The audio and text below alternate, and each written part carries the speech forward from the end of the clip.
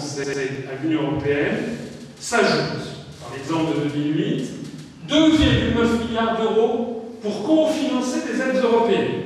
C'est encore assez extraordinaire. C'est-à-dire que l'Europe nous redonne notre argent à condition que l'État cofinance, c'est-à-dire qu'on remette de l'argent pour avoir notre argent. Donc le budget avait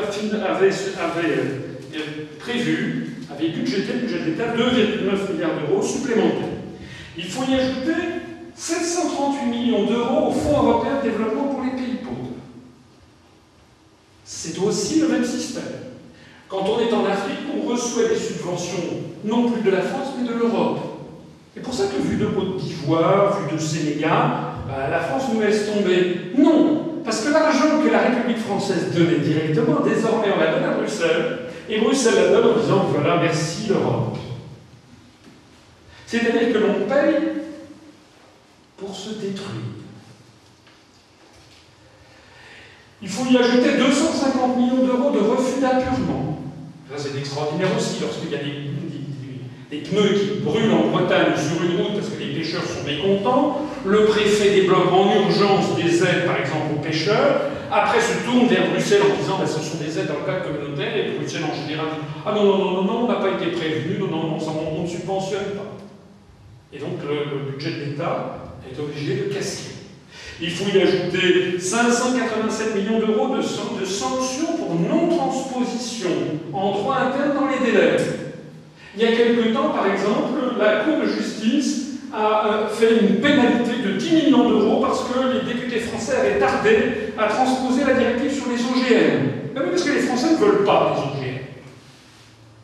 Et Bruxelles a dit qu'il fallait les OGM. Donc les députés savent très bien quoi faire, ils tardent.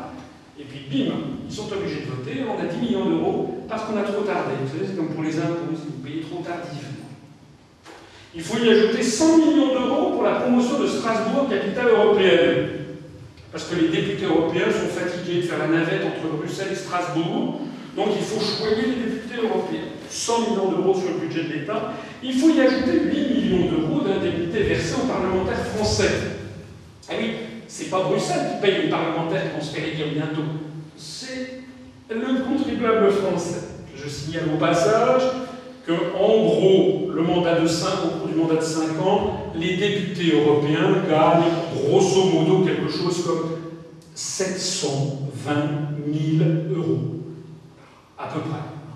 En peu près, quelque chose comme 12 000 euros par mois. Entre le salaire net, les indemnités de présence, les frais divers et variés, les billets d'avion, les billets de train, la facilité d'inviter au restaurant, etc., etc. Ils vivent comme des nababs. C'est pour ça d'ailleurs qu'ils veulent tous devenir députés européens et qu'une fois tous les 5 ans, pendant 15 jours, ils prennent des airs enflammés de grands européistes. C'est simplement parce qu'il y a 720 000 euros à la clé.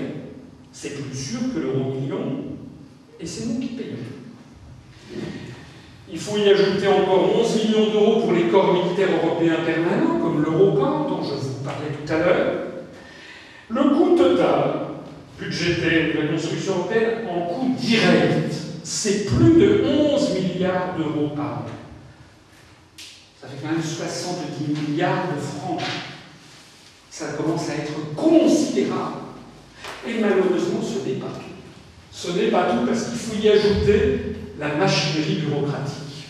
Ça, c'est encore une illustration de la loi de l'entropie universelle vers la complexification croissante des organisations. Ici, c'est l'inflation normative communautaire en nombre de pages au journal officiel. En 1961, il y avait quelques dizaines de pages. Désormais, on atteint les 180 000, 200 000 pages. Il faut savoir que lorsqu'un pays entre dans l'Union européenne, il est obligé d'ingurgiter quelques 200 000 pages de journal officiel. Il faut savoir aussi que toutes les administrations dans tous les pays membres, mais notamment en France, et toutes les entreprises, sont obligées de nourrir des structures, des agents, des fonctionnaires, des salariés qui passent leur journée, leur année à éplucher les journaux officiels des communautés européennes. Et tout ceci coûte cher, très cher. Cette tour de Babel bureaucratique engendre des charges administratives colossales pour les acteurs publics comme pour les acteurs privés. Selon les estimations minimalistes faites par un récent dossier de contribuables associés, la France de la collecte des recettes fiscales affectées aux dépenses européennes, parce que collecter l'impôt, ça a un coût, il faut payer des agents, des fonctionnaires, avant d'envoyer ça à Bruxelles, ça coûte 150 millions d'euros. La charge administrative créée par l'assimilation et la mise en œuvre du foisonnement des réglementations européennes est estimée pour les collectivités locales à 2,2 milliards d'euros de salaires de fonctionnaires qui ne font que ça. Pour l'État, un minimum de 8,7 à 10 milliards d'euros de fonctionnaires qui ne font que ça. Et pour les entreprises? Pour les entreprises, les Français ne s'y sont pas intéressés, mais selon divers calculs macroéconomiques qui ont été réalisés par les Britanniques et les Allemands, la réglementation européenne coûterait aux entreprises européennes entre 4 et 5,5% du PIB. Une estimation plus modeste de contribuables associés évoque 37 à 40 milliards d'euros par an aux entreprises françaises. Résumons-nous le coût total annuel de la construction européenne pour la France. Coût annuel. Contribution nette, 7 milliards d'euros, je vous l'ai dit. Autres dépenses budgétaires d'amende, les cofinancements, les sanctions, les indemnités, 4 milliards d'euros. Le coût pour l'État de la collecte des recettes fiscales, 150 millions d'euros. L'impact de la réglementation européenne pour l'État, 8,7 à 10. Pour les collectivités locales, 2,2. Pour les entreprises françaises, 37 à 40. Soit un total énorme d'au moins 60 milliards d'euros par an. Et si c'était ça, la raison pour laquelle la France et les pays d'Europe se traînent lamentablement depuis des années et des années en termes de faible croissance. Ils sont comme des baudets qui sont chargés de quantités de charges qui ne sont pas visibles par les peuples et qui nous coûtent des sommes absolument colossales, tout à fait surabondantes et dont personne ne parle jamais.